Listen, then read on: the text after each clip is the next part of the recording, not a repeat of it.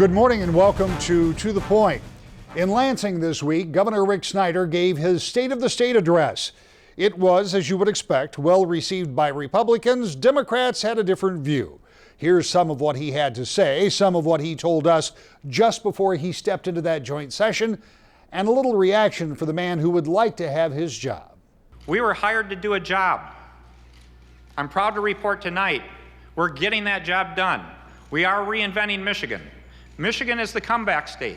We've come farther and faster than most any other state in the economic recovery since the beginning of the Great Recession, and we should be proud of that. Thank you for your hard work.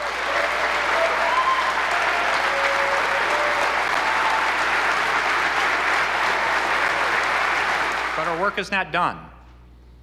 Tonight was a night to go through a list of accomplishments, but it is not a night of complacency nor contentment. With the success we've had, it should breed success. It should, just as I told the Colonel, it's about keeping your foot on the gas, because this is critically important. We have an opportunity to build a great Michigan today and for the future. It's about creating a land of opportunity. We need to strengthen the opportunity for every Michigander to say they want to be in the state. They want to raise their children in the state. They can have a great life in the state. We're on the path to do that. Let's not stop. Let's reinforce that effort. So my call to each one of you that are here tonight in the public sector is to let's stand up and let the citizens of Michigan know we are not going to let them down, that they can count on us to deliver, to make Michigan the comeback state, not just for 3 years, but for the next few decades, to make us back on the top again. What is it that you want the people of Michigan to take away from what you're about to say? Well, one of the big things, Rick, is the decision made back in November of 2010 to say it was time to reinvent Michigan, that Michigan was broken and we needed to do something different, is really working. We are the comeback state in the United States. We've had greater improvement during the Great Recession than any other state, and we need to continue on that path. That's the second part of the message. Let's celebrate what we've gotten done, but there's more work to be done. There's more ways to help people, to be successful, to continue to grow Michigan. I know you haven't announced that you're going to run for re-election, but I have said a number of times as an observer, I believe that you're going to. How much of what you're going to say tonight could play into Decision 2014? Well, any of it could play, but what I would say is I'm proud of my record, and I'm willing to run on my record in terms of saying you should evaluate me. Did I do what I said I was going to do, and is Michigan the comeback state? I've done both, I believe, and we're just going to keep it up. I think this governor is going to try to claim victory over an economy that's produced the third worst unemployment rate in the country, that's projected to have the 49th rate of job growth over the next 10 years, that has the highest number of unemployment filings in the country. I mean, we're going in the wrong direction, and I think that's ultimately what the campaign is going to be about. I think what people will see tonight is Rick Snyder doubling down on policies that have produced these bad economic outcomes. What I would like to hear him talk about is putting money back into public education, which is the best investment to creating a strong economy that can compete with the world. In many ways, the governor's speech serves as a kickoff for Decision 2014. The narratives that were developed this past week will continue through November, and so will our coverage on 24-hour News 8 and here every Sunday morning on To The Point. Congressman Fred Upton says what's going on in Washington now is much different than what was going on last fall when there was a government shutdown. He talked to us about what he says is progress. Well, let's start with where you started when you sat down. Let's revisit some of what we talked about a month ago. You said that you thought there would be a continuation of government without the angst that we saw last fall, without a shutdown, without a lot of gnashing of the teeth. And from the perspective that we have right now, that looks to be pretty close to being true. Well, you know, at the end, we got an agreement on the budget called the Ryan Murray budget, Republican, Democrat, House, Senate, passed the House 3-1, almost, I think, the same margin, maybe not quite as much in the Senate. But then we put it on paper, and you know, it had to be done by the 15th of the month. And in the House, we passed it 6-1. I mean, I think we had 360 votes, or almost thereabouts, in the House. It passed on Thursday night in the Senate this last week. 3-1 margin, it's done. And actually, it was a 2-year budget cycle number that they actually those numbers now reflect, so the balance of this fiscal year and next. So it really brings budget certainty, not a threat of government shutdown, gets us to move the ball forward. And now we're going to be looking at some other big issues that, again, I think will be bipartisan. A farm bill probably in the next 2 or 3 weeks. Congress is out this week because of MLK. But the following week we come back, we're very close to an agreement. We're going to see that happen. And one of the things that I think we have to focus on now that we have this budget certainty done is tax reform. Can we get it done? And obviously it has to be bipartisan to get it done as well. Immigration, that is the beginning to really formulate now, and I think we'll see some legislation starting to move in the House, probably late February, early March. And so things are coming together.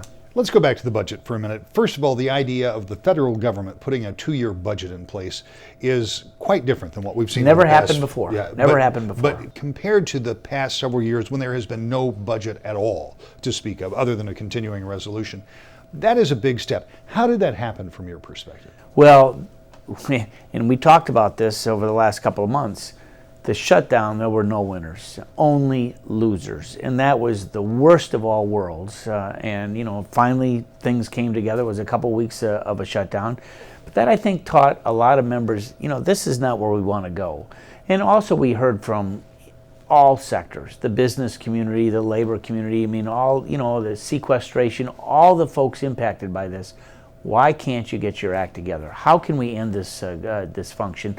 Let's get a smaller group of folks together, and in fact that happened. Paul Ryan, our nominee for vice president, Patty Murray, chair of the Senate Budget Committee, a Democrat, and they spent a lot of time together, number of weeks, and they, wasn't the perfect agreement that you and I might write together, but it was something that passed with pretty broad bipartisan support and ended the dysfunction that we saw. And a 3-1 vote in the House on anything, that's pretty important, and pretty close to that in the Senate. Describe for me, if you will, because I want our viewers to understand. When you say Patty Murray from Washington and Paul Ryan from Wisconsin, they aren't just separated by geography.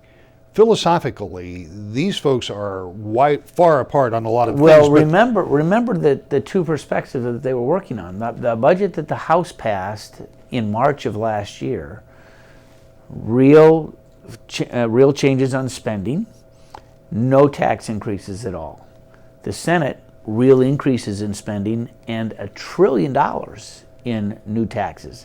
And it passed by 1 vote in the Senate.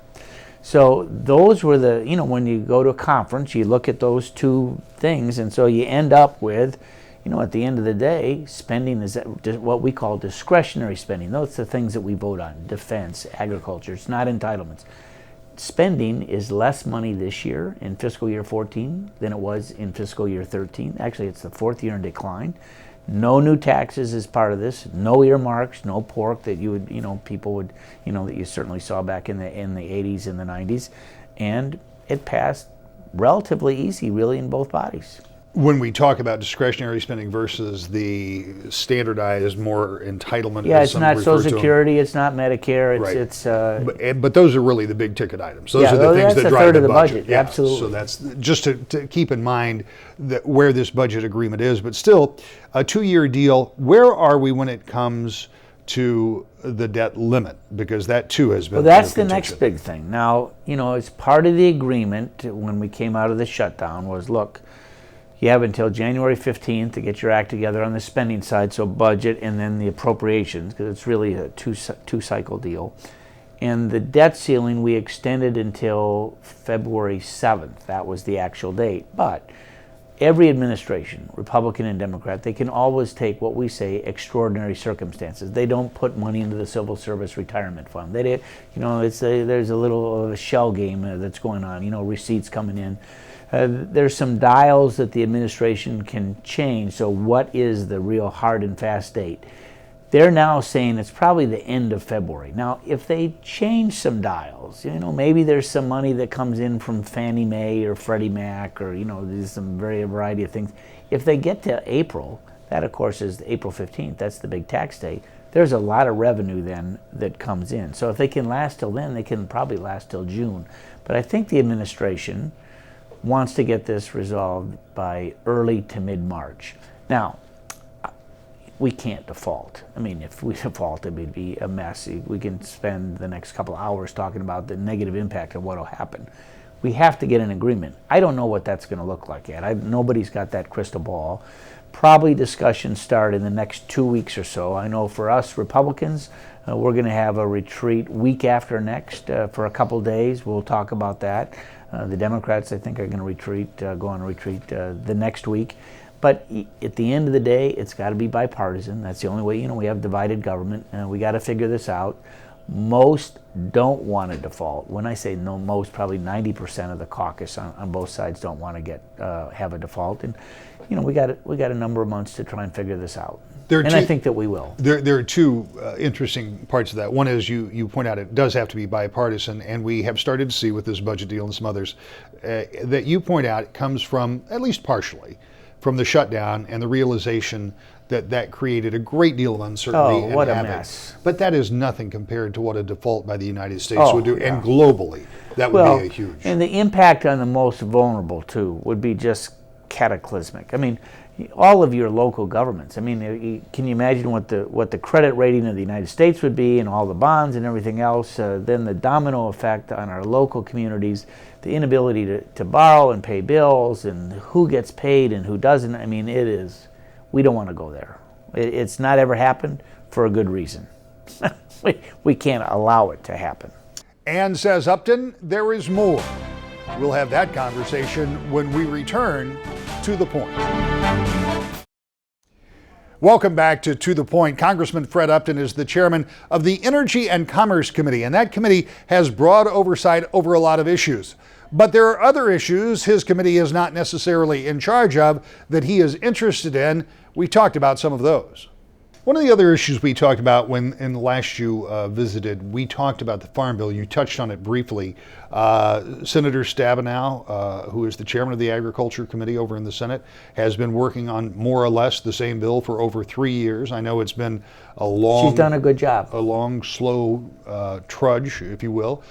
Talked with her earlier this week. She seemed optimistic it was relatively close. You seem optimistic it's relatively close. I do. We need a farm bill. I mean, again, this provides certainty. I mean, Michigan agriculture is a huge, huge thing for us. One of the things that I've been working on, even though I'm not on the ag committee, is we got to make sure, as we have these droughts and disasters, particularly with the fruit and vegetable industry, particularly with the fruits. I mean, the things will be decimated with, big freezes. Right. There will be now a disaster program element that they were not eligible for before, an insurance program that they'll pay into that will provide some benefit in case of catastrophic losses. And I think that they've come to an agreement on that provision. That's not in question.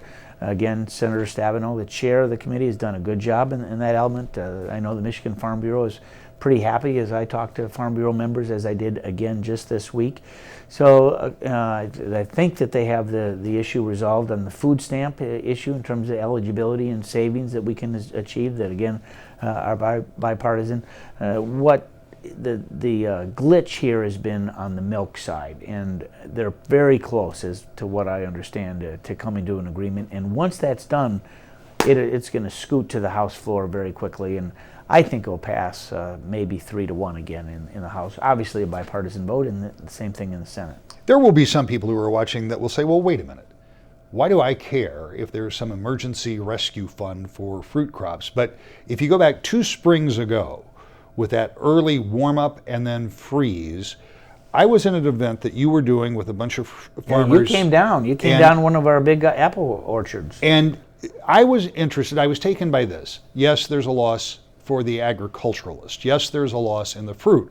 But there's also a loss for the people who are involved in the packaging and the shipping and the fuel that's supplied to keep things warm or cooled or dried or whatever it is. So it isn't as if it's an isolated set of folks. It's a huge economic impact on all of West Michigan. Cherries. We're the 2 largest blueberry producing counties in the nation. Cherries. Michigan is known. You can't go to Traverse City. Cherries. All of this is so important. And when you have all these crops wiped out with no way that you can help out, remember, it is an insurance program, so the growers themselves will pay into a fund. It'll be managed by the Department of Agriculture, something that they want. Other commodities have it. there's an expansion then for this, and it's long overdue. This is not unrelated when you talk about agriculture and immigration, because in our state we rely heavily on migrant workers to harvest some of those crops. And without those migrant workers, the crops go lacking. They rot in the fields. We left millions, tens of millions of dollars of crops in the field last year because we didn't have the workforce to harvest them. And part of that plays into the immigration. Yeah, it does. And for us, we don't need, let's face it, we don't need a migrant workforce on days like today. All right?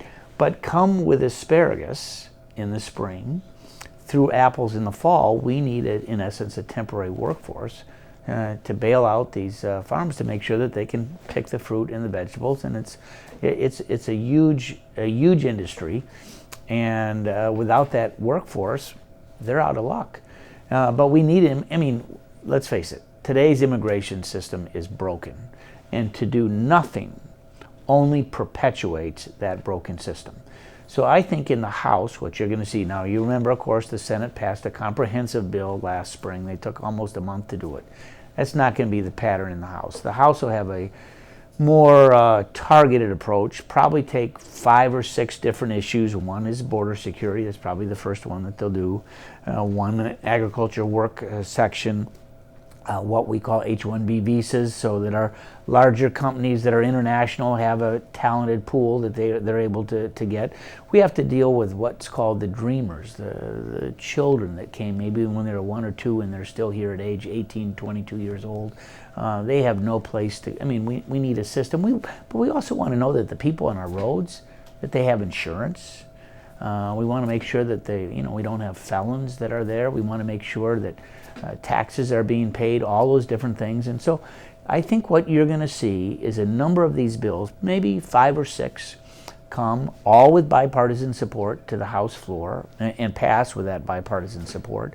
And the Senate hopefully will accept those, and the President as well. I think that's, we don't have a lot of legislative days left between now and the end of the year. Lots of different issues. We still have to pass the appropriation bills for fiscal year 15. We've got a lot of things that are going on. Immigration is going to take a lot of time.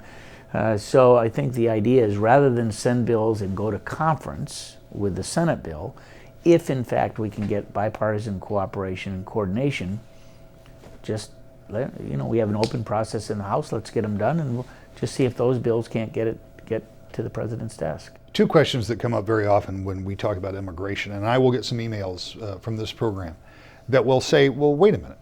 We still have unemployment at 8% or greater in the state of Michigan. Elsewhere, there are a lot of people that are still looking for jobs. Is there no way that those people who are looking for work can somehow be utilized in that agricultural area to make up the difference for some of the workers that didn't show up? Well, we'd like to think that can work. But again, days like today, I mean, it's cold outside. Our farmers don't need people today. I mean, these in often cases are transitional workers. Maybe their family is still, south of the border or someplace else. Maybe they want to go to Georgia. I mean, they really move quite a bit. But we have a lot of jobs that are wanting here. I mean, talk to in the state of Michigan, I think we have some 50,000 jobs in the construction that they're looking at in terms of welders. I mean, things like that. I mean, if we're gonna really look to be energy independent, we're gonna have to build these pipelines. We're gonna have to do all this, roads. I mean, all the governor, what he announced earlier this week in terms of getting money for highways and all that. We need workers. And it's not just the ag sector, and there should be plenty of movement, plenty of room for people that want to have some of those jobs. And we ought to, instead of having people being here illegally, we need to have a system. And I'm not for amnesty. No one's going to jump ahead of the line. We're going to make sure the taxes are paid and all of that. But there is plenty of room, I think, for this to continue to be the country of hope for people to raise their families in a meaningful way and improve the quality of life for all. Does that create an interesting discussion in an election year within the Republican Party? Because there are some within the party. Oh, you're right. We have some pretty, we got pretty diverse opinions, and they're all welcome. But I think at the end of the day, I mean, the idea will be, And we're gonna go through this at our Republican retreat in 2 weeks. We're gonna try to establish some principles of where we ought to go. And those will be very public once they're done, and we're developing them now. They're not ready to be shared really at this point. But let's get those done. And the idea will be to get, of the 234 Republicans, to get probably in the neighborhood of 140 to 150 Republicans to be on board who recognize that the system is broken. We need, hey, we were elected to make some tough choices. It's easy to vote no on everything. You can always find a reason why. But if you want to improve a broken system, you've got to come up with a plan to do it. We got to govern. And that's what this plan will be. So it'll be try to get 140, 150 Republicans.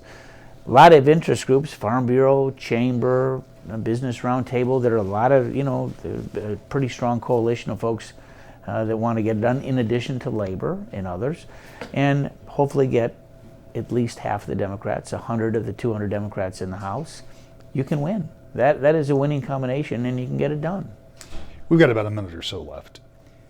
Try to, if you can, quantify for me the difference in Washington today versus the difference in Washington from September 15th of last year. Because just in talking with you and with some of your colleagues, there is a lot more talk about cooperation, bipartisanship, getting things done, actually making progress instead of government shutdown and those kind of things. And I know you point to the shutdown, and a lot of people said, well, maybe we learned our lesson.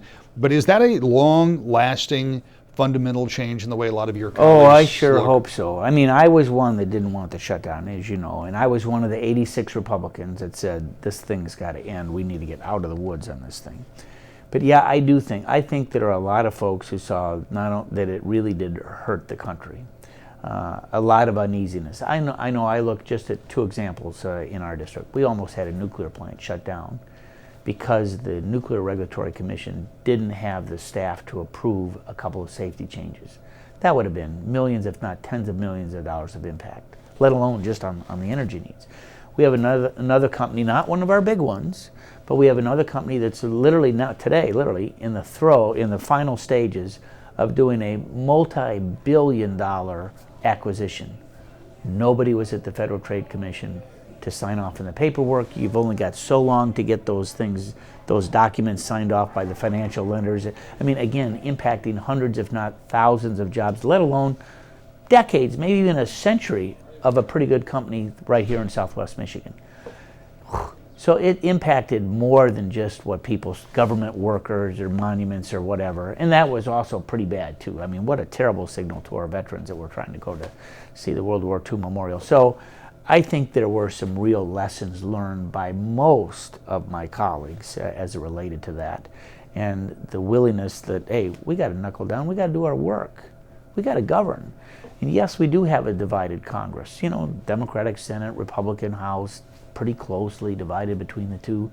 But, as we learned back in 9th grade civics, nothing gets done if you don't talk to each other. And, hopefully now that's happening. And proof in the pudding was the Ryan Murray budget and the appropriation bill that we passed over, 6-1. I got to say, even I was surprised by the margin that we saw in the House this week. I thought we might get 250, 260. I was 100 votes off. Glad I didn't go to Vegas. We'll continue to track what's going on in Washington, from immigration to the Farm Bill, the budget, and more, as we stay in close contact with our federal lawmakers. And we'll be back with more To the Point in just a moment. From Washington to Lansing, there is a lot going on already in 2014, but perhaps one of the biggest issues we'll be following this year won't be policy, it will be politics and Decision 2014.